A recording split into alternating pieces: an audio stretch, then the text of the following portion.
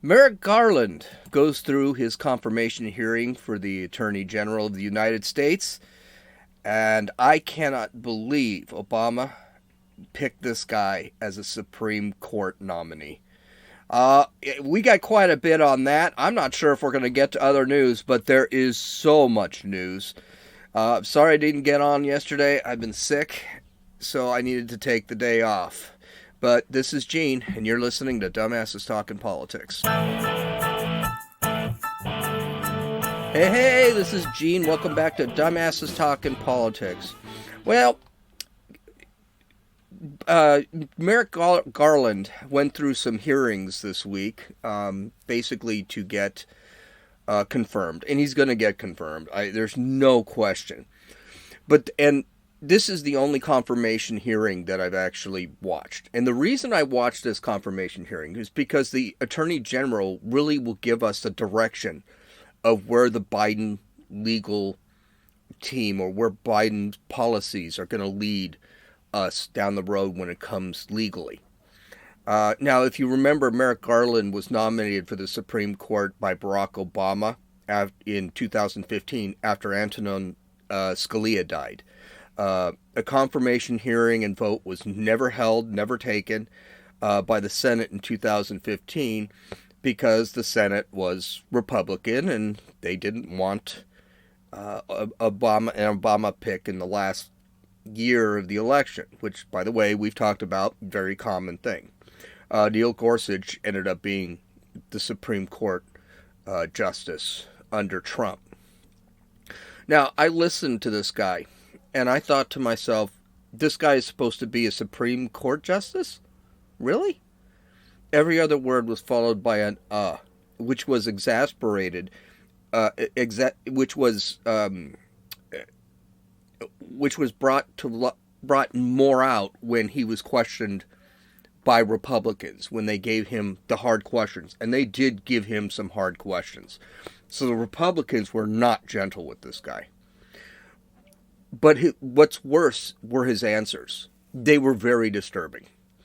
Let's take a look at some of his answers during the hearing. Here is a quote of Garland responding to what he would do with trans women competing in women's sports. Now, this is something that has really been pushed by the Biden administration, is the DOJ is not going to prevent biological men from competing against biological women. And by the way, this is the least of the controversial messages that he's given.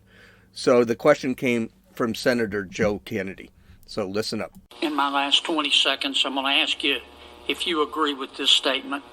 Allowing, and I'm not suggesting the answer one way or the other, I just want to know what you believe. Allowing biological males to compete in an all-female sport deprives women of the opportunity to participate fully and fairly in sports and is fundamentally unfair to female athletes. This is a very difficult societal question that you're asking here. I know what underlies it. I know, but you're going to be Attorney General. Well, but I may not be the one who has to make policy decisions like that, but it's not that I'm adverse to it. Look, I think every human being should be treated with dignity and respect. And that's an overriding sense of my own character, but an overriding sense of what the law requires. The particular question of how Title IX applies in schools is one, and in light of the Bostic case, which I know you're very familiar with, is something that I would have to look at when I have a chance to do that. I've not had the chance to consider these kinds of issues in my career so far. But I agree that this is a difficult question. Thank you, Judge. Typical political answer. Here's something wild and crazy. No one's arguing that people should not be treated with dignity and respect. That has nothing to do with it. The idea here is if you allow biological men to compete with biological women, the men are going to win. And it's proof after proof after proof of it actually happening. Who we're not treating with dignity and respect is not the trans people, it's the girls that they have to go compete against the trans girls. and the Olympics, who have started accepting this whole thing of boys competing against girls, we're going to see just what happens to sport when that starts happening, because you know that is coming. The other thing is, this really isn't a difficult societal question. Should men compete against women because those men say they are women? It's difficult because he has to keep the narrative, which is just ridiculous on the face. Here's the thing. The left complicates everything. It's to keep society off balance. The right already knows the answer because it's not complicated and science is objective, which is white supremacist again. Men are different than women, period. We are bigger, we are stronger, we are faster, period. We have more fast twitch fibers in our muscles. We don't have endurance, for example, is actually something women have more than men. So I do ultra marathons. You run an ultra marathon, women usually come closer to men the further they run.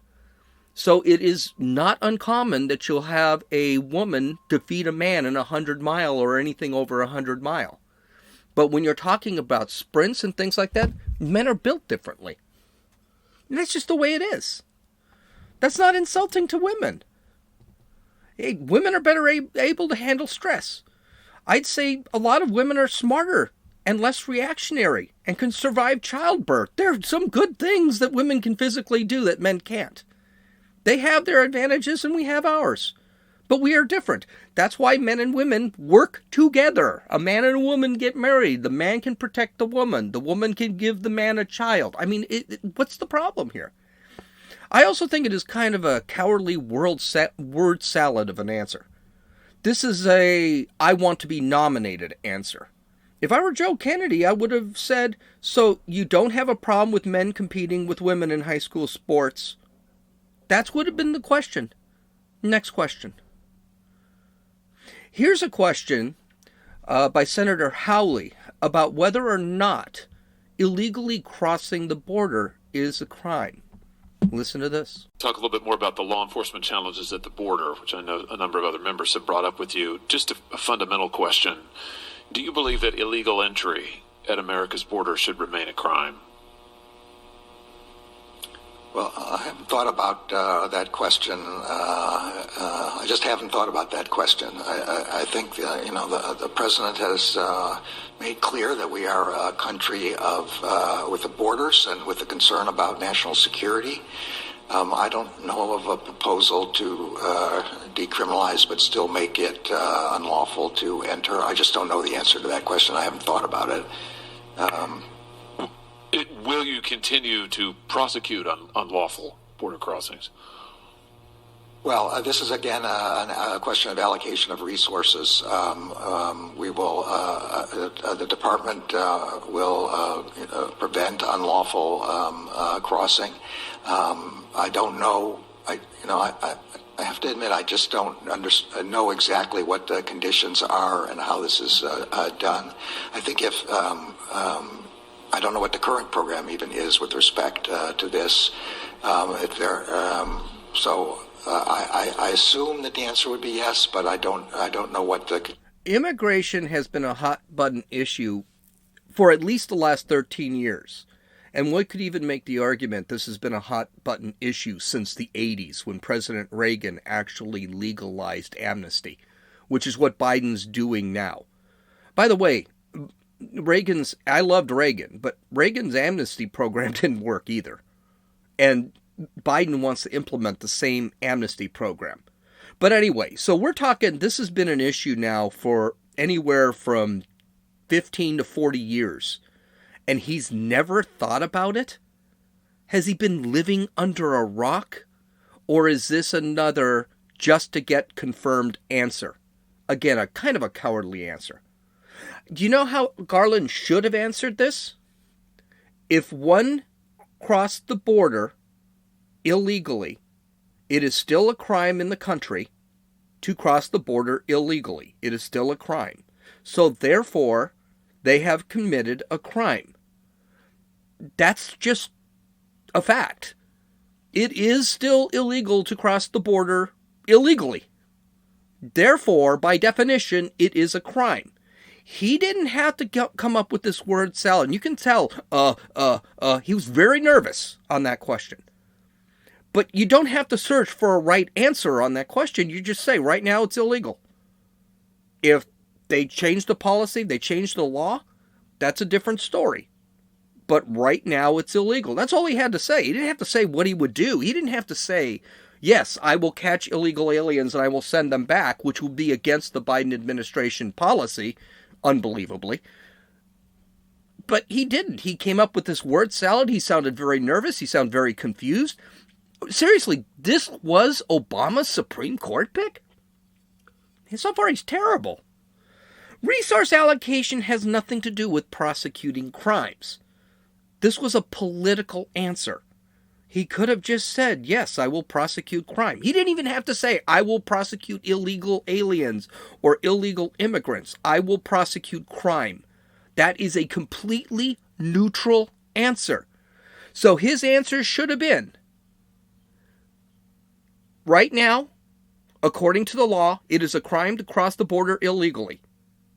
And I will prosecute crime. Done. You're finished. You've satisfied everybody. Garland has no intention of doing anything on the border. The reason he said what he said was because he would be nailed with perjury if he answered like I suggested. He's not going to prosecute criminals. It's not going to happen.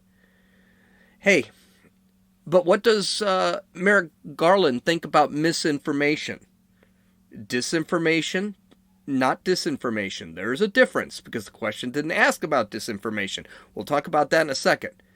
Here's a question by Chris Coons about Chris Coons is just a terrible human being. Anyway, here's a question by Chris Coons about combating misinformation. Listen. I'll be serving as the chair of the subcommittee on privacy, technology, and the law in this Congress, and look forward to working with Senator Sass, who will serve as ranking member. One of the core things we'll be looking at is how online misinformation is contributing to domestic terrorism, to division here. You've discussed your own experience with domestic terrorism cases and your plan to prioritize this issue. It's something the FBI director has said is one of our most pressing threats. Do you think the DOJ has a role to play in examining the role of misinformation and incitement online to contributing to violence, and that the DOJ has a role in working to help us develop reasonable solutions to this challenge? Well, again, Senator, I think that every opportunity the Justice Department has to work with members of the Senate to think about how to solve problems and how to craft legislation is one that we should take. I don't have in mind particular legislation in this area. I do think that an important part of the investigation of violent extremist groups is following their activities online and getting an idea of what kind of information and misinformation is being put out. Well, I look forward to talking more about this with you. Okay, so this is important here. He'll work with the administration about restricting misinformation. Now let's discuss the difference between misinformation and disinformation. Disinformation is different. Disinformation means that somebody is flat out lying to you. The most disinformation comes from foreign governments. So Russia and China, when they led these ad campaigns on Facebook and on Twitter, and they actually had bots on Twitter and Facebook, and they started bringing up things about trying to rouse up people to vote for a specific candidate, that's disinformation. That's illegal. Misinformation is just from me or you or Johnny down the street that may or may not be completely true. Misinformation is subjective. Disinformation has a purpose. So if I sit back and I say that, let's say the Covington Catholic kids are all racist. That's misinformation. By the way, that's been happening. It is subjective. It's not necessarily true, but it doesn't have any inherent political purpose. When you go on Facebook and you see something, the idea is see something that may or may not be true, or may be exaggerated, or you just don't have enough information. At that point, you as an individual are supposed to go out and research this.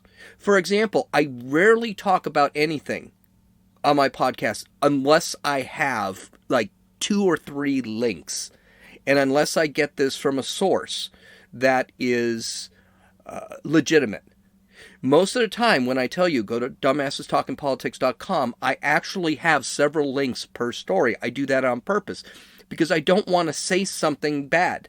I don't want to say something wrong. I want to make sure that I have the right information. What Chris Coons is talking about is opinions, information that he doesn't agree with. An example of which would be, to him, misinformation. For example, if I sit there and say, well, a baby is a baby at conception, it's a separate human being at conception, therefore abortion should be illegal, that would be considered to Chris Coons as misinformation because he doesn't agree with me. They're not talking about limiting disinformation, which has a political ends, is misinformation out there for political ends. They're talking about just shutting down Fox News, One American News, and Newsmax. And it's not misinformation. It's just information the left does not like. With either definition, we also need to trust people to actually look up the information. They need to learn to know whether the information is correct, a lie, or just inaccurate.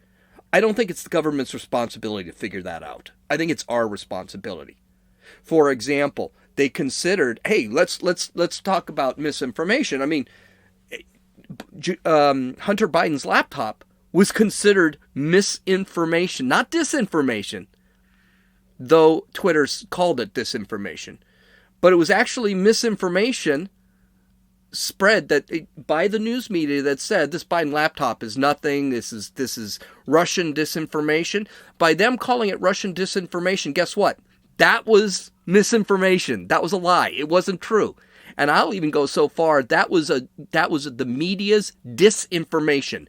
They said that Biden's laptop didn't exist. This was Russian disinformation to disinform you about what was actually happening for political means. I would say what CNN was doing with Hunter Biden's laptop and what Twitter was doing with Hunter Biden's laptop, that was actually disinformation. But they won't say that. They never discuss misinformation we're getting from the mainstream legacy media.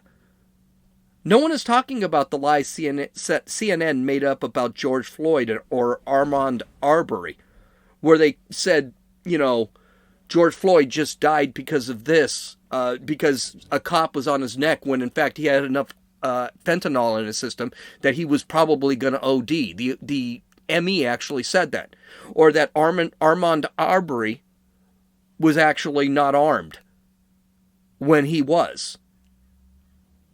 So that could be considered, and I would say that's disinformation for a political end by CNN and MSNBC and CBS and ABC. But we also have to take a look. Does this stuff actually work? There was a new chart released by skeptic.com, and it was questioning what people actually believe with the media, and it based it off political streams. For example, very liberal, moderate, conservative, very conservative. And they were saying how many people, what they asked was how many people in 2019, how many unarmed black people or men in 2019 were actually killed by police. I'll give you the answer in a few minutes. I think I already have, but in the past podcast. But according to very liberal folks, 15 16% believed about 10 black people were killed. 31% believed that 100 black people, unarmed black people, were killed. 31% believed about 1,000 black people were killed. 14% believed 10,000 black people were killed, and 8% believed that more than 10,000 people were killed. That's incredible. You mean to tell me that over 50% of the population believe that over 1,000 unarmed black men were killed in 2019? But let's go all the way to the other side of the spectrum. And you can see conservatives are a little bit touchier. 46% believe that probably 10 black people were killed. 33.58% believed about 100 black people were killed. Unarmed black men. So right off the bat, 80% believed between 10 and 100 probably were killed. I can believe that. I actually said it's probably between 10 and 100. I thought it was around 50. Okay. But of the and these are very conservatives, they believe that 13% were about 1,000, 2%, 3% believed 10,000, and 4% believed in 10,000, more than 10,000. So you can see, even in the very conservative that don't trust the media, you still had about 20% that 20% of very conservative folks that believe that that more than 1,000 black people, unarmed black men, were actually killed. This is a disturbing statistic. By the way, it was, I believe, 24 or 25. I can't remember the exact number, but it was about 25 in 2019. I mean, for people to believe that 1,000 unarmed black men are killed a year in 2019, that's 3 a day. That's insane. And people are saying 10,000. Like, these people are killing 12 unarmed black men are being killed by police a day. This is what the liberals think. So the media is influencing through disinformation. I'm going to call it disinformation. I think the media is using disinformation to create a narrative. And guess what? It is working. Especially with the people that already kind of believe what they're selling. Probably a lot of people watch only CNN, only MSNBC, only CBS, ABC, NBC. They don't watch any other media and they don't know anything else. So it's very disturbing to see that this is probably why half our country is the way it is right now, and why one group thinks conservatives are evil and conservative thinks the leftists are evil, though that's not really really something that a lot do. But yeah, you can see. And then, of course, statistically, as you go moderate to more conservative, you see that in this chart, you actually see that people really know what they're doing when they go from moderate to more conservative. Very interesting chart as Skeptic. Go to www.dumbassestalkingpolitics.com. Skeptic has an entire PDF. I actually have the link, and I have the chart set up. You can look at it. It's very interesting. In this final clip, Senator Josh Hawley again asks if the riots over the summer, some attacking federal court buildings, some attacking state court buildings, is considered domestic terror. This answer is absolutely incredible, and I'll talk about it after you listen to the clip.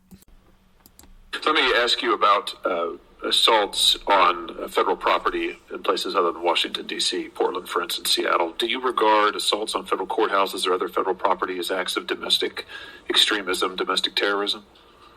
Well, Senator, my own definition, which is about the same as the statutory definition, is the use of violence or threats of violence in an attempt to disrupt democratic processes.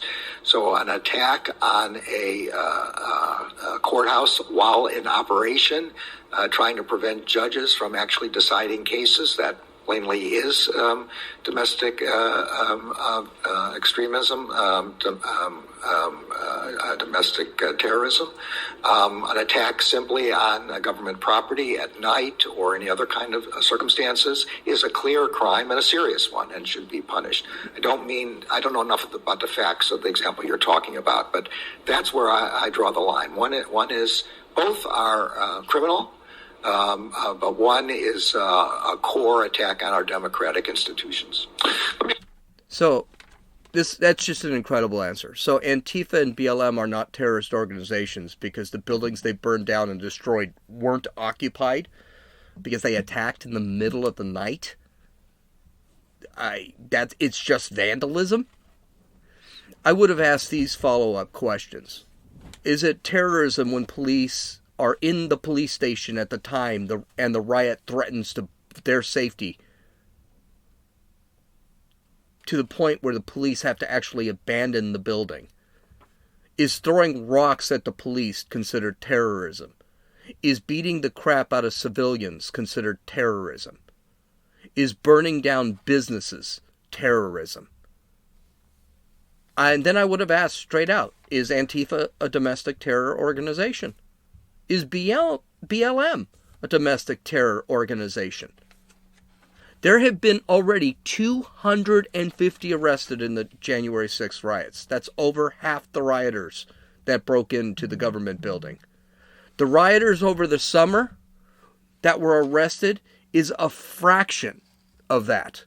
14,000 were arrested out of the 15 to 25 million that rioted. Most of the summer rioters were not convicted, and they didn't even have charges filed against them. A bunch of them didn't even have to pay bail to get out of jail, or they had somebody else pay for their bail. I'm reading Andy Ngo's book, Unmasked. I bought it because Antifa threw a fit about it, so I thought, cynically, it's probably pretty accurate. The book is very enlightening about the workings of this anarchist communist group. Though they are a fractured group, the reality is they're pretty well organized. And they do have plans. And guess what? Most of their plans, actually through the internet, through Twitter and Facebook and online platforms like that. You know, those online platforms that found the need to ban Donald Trump, but not the Ayatollah Khomeini of Iran? Yeah, they're actually making plans. They're funded. Now, a lot of people, George Soros funds them. I don't know about that, but they are funded. They are equipped. They have a uniform. For Christ's sake, they have a flag. This is an organized group of people. This could not be any more a terrorist organization. It needs to be. Black Lives, they have a philosophy. Black Lives Matter, same thing. Black Lives Matter has a philosophy. They have a uniform. They have a t-shirt. They have a flag. These are organized groups. Black Lives Matter made $90 million in donations. And they had to actually report it. Does that sound like Black Lives Matter is not organized? Merrick Garland is just another member of the Obama administration that is being selected for the Biden administration. Let's face it, we know it. Biden is just creating another Obama administration. Garland is a radical. I'm sure he's a great lawyer and a pretty good judge, but he is a politician and a leftist activist too.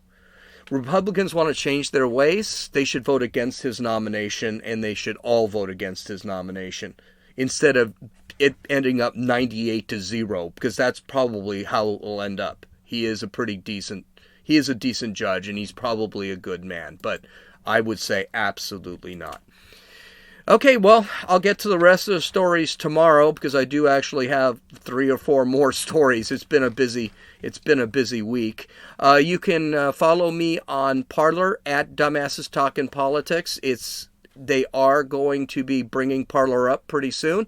You can follow me on Rumble at Dumbasses Talkin' Politics. Follow me on Twitter at Runninfool, RUNNINFEWL. You can listen to or download this podcast on Apple Podcasts, Podbean, Podcast Addict, Stitcher, YouTube, and Rumble. You can visit my website at www.dumbassestalkingpolitics.com to get all of the show notes and the links. I also want you to take a gander at that skeptic.com article and chart. They're really interesting. Have a good day. This is Gene. You've listened to Dumbasses Talking Politics.